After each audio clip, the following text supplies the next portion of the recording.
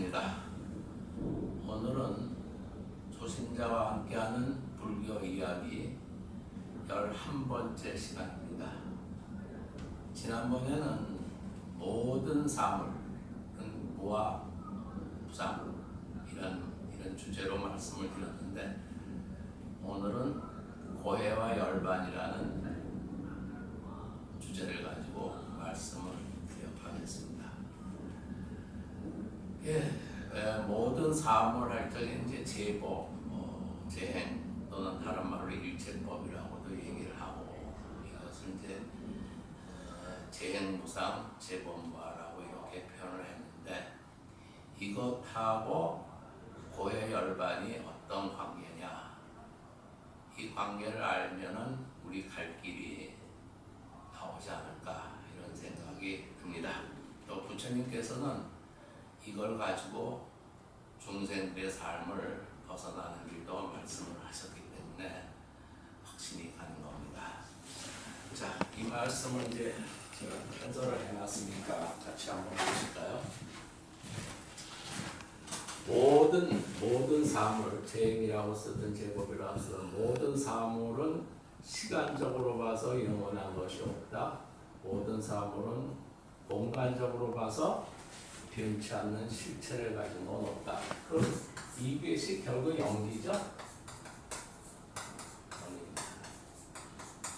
그러니까 이거는 우리 자신을 포함해서 모든 사물의 존재 모습입니다.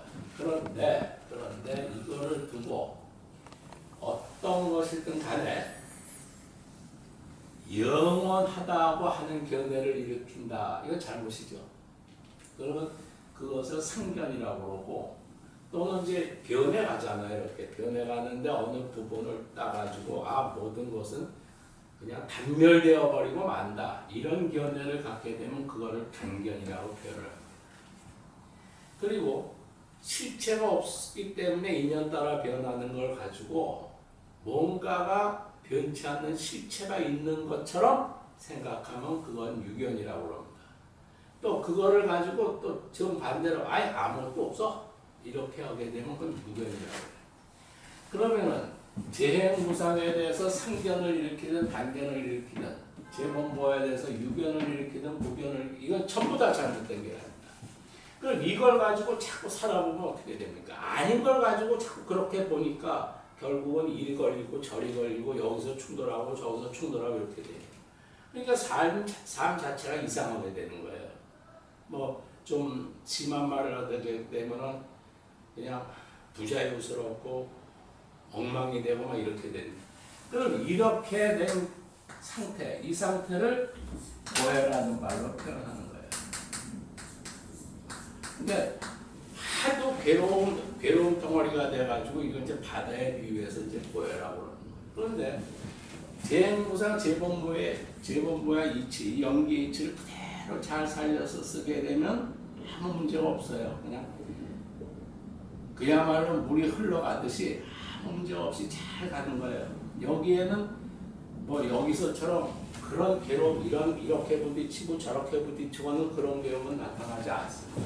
그래서 이것이 이제 다른 말로 표현할 때 열반이라고 이렇게 표현하는 거예요.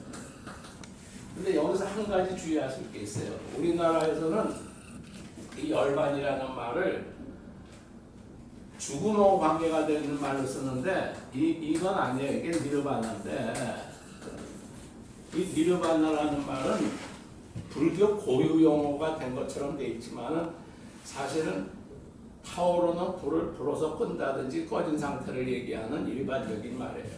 근데 이게 왜 여기에 들어왔냐? 부처님의 이제 그 가르침을 이렇게 보면은요, 원보 중생들이 몸과 마음이 불안한 상태 있잖아요. 뭔가 정리가 안 되고 조화를 이루지 못해서 불안한 상태. 이런 상태를 타오른다는 말을 쓰시는 게 있어요. 타오르는 말. 타오른다. 이제 상부상설법에 쭉 나오는데, 그럼 그 타오르는 것이 꺼졌다. 이래 니르바나라는 말이 들어가는 거예요. 그러니까 몸과 마음의 불안정한 요소, 번뇌망상으로 들끓는 거, 이것이 이제 다 꺼진 상태를 나타내는 말인데 왜 그런 죽음하고 연관이 됐냐? 부처님께서 인멸하신 후에 부파불교 시대가 있었어요. 그때 여러 부파들 중에 한 부파에서 어떤 얘기를 했냐면요, 수행을 쭉 해보니까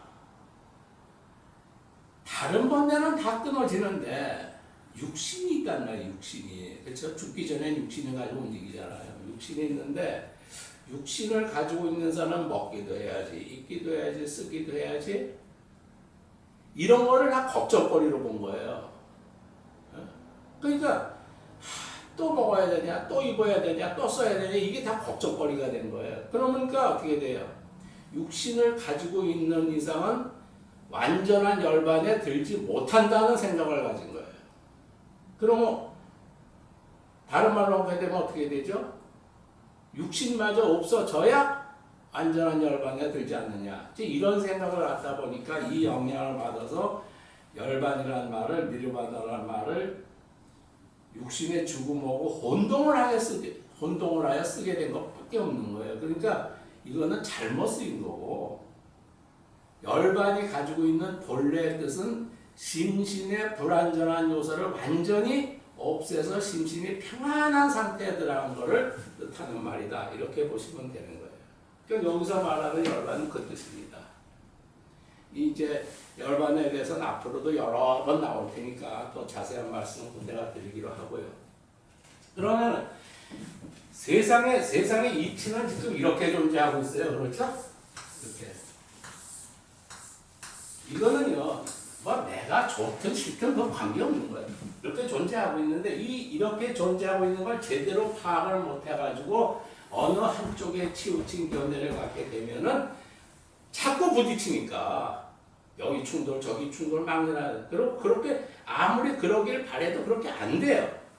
영원하길 바래도 영원한 게 없고 단멸되어 버리기를 바래도 그런 게 없어요.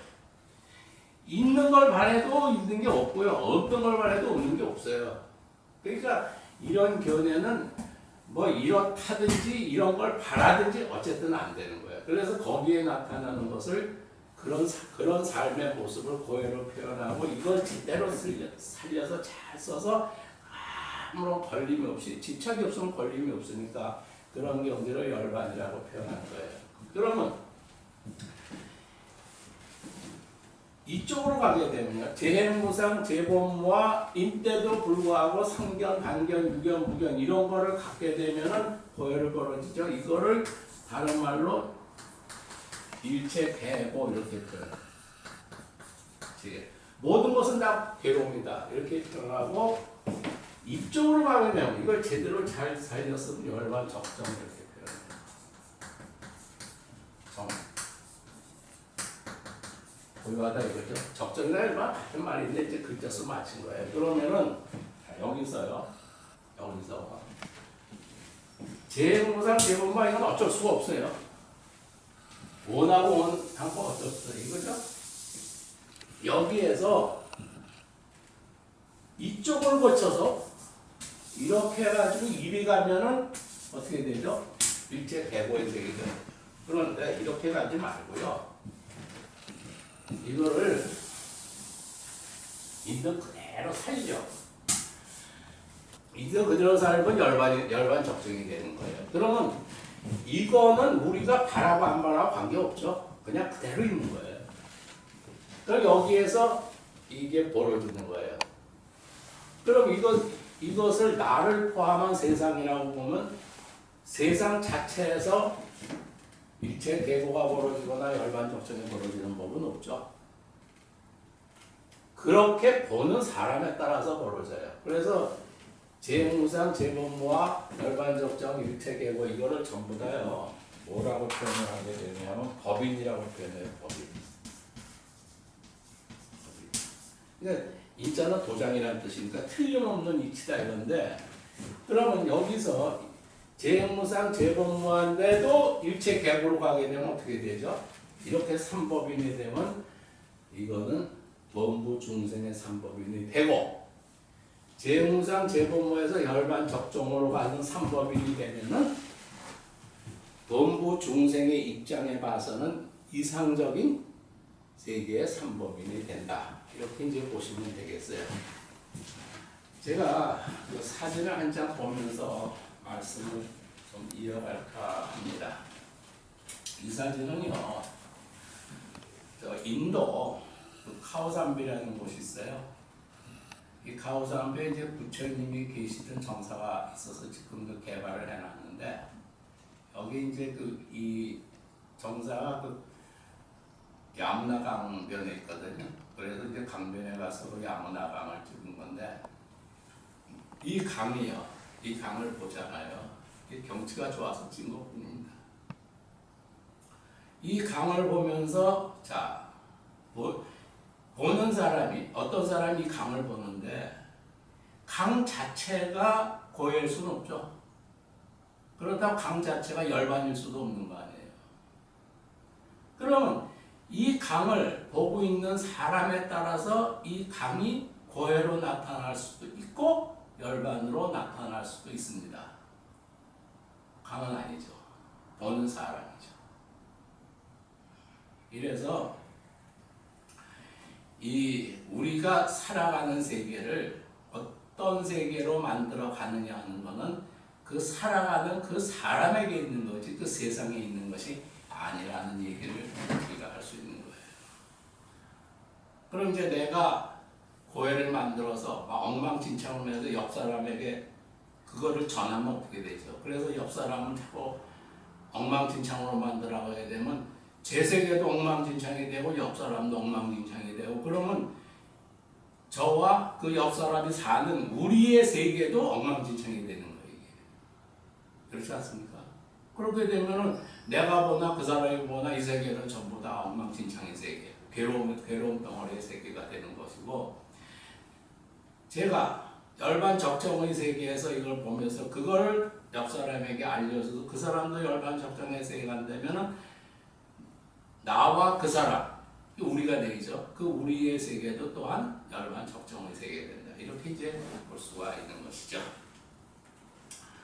자, 그 다음에 이제 다른 사진을 한번 보면서 말씀을 나눠볼까 합니다.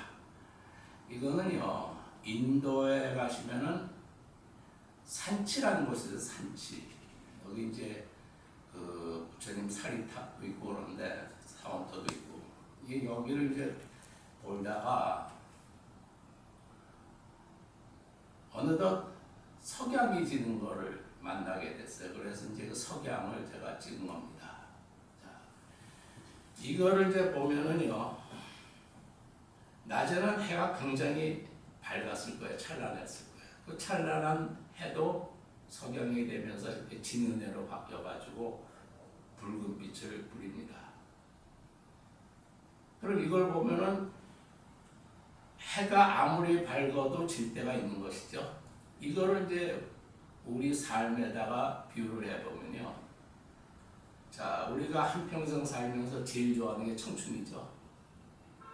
청춘이 좋아도 아무리 좋아도 청춘은 사라질 때가 있는 법입니다. 또 사랑이 아무리 깊어도요. 뭐 그것이 어떤 사랑이든 간에 사랑이 아무리 깊어도 헤어질 때가 있는 법이에요. 자, 그렇다고요. 그렇다고 해서 이거를 또 잘못 받아들여가지고 인생은 무상이라고 탄식이나 하고 있다면 어떻게 될까요? 이거는 답이 없죠? 그러면은 그렇다고 해가지고 우리의 삶을 그냥 대충 살아도 좋다 이건 아닐 거 아니에요. 그래서 우리의 삶은 어디에 있느냐? 바로 재무상 재본부와인 그 자리에 있죠.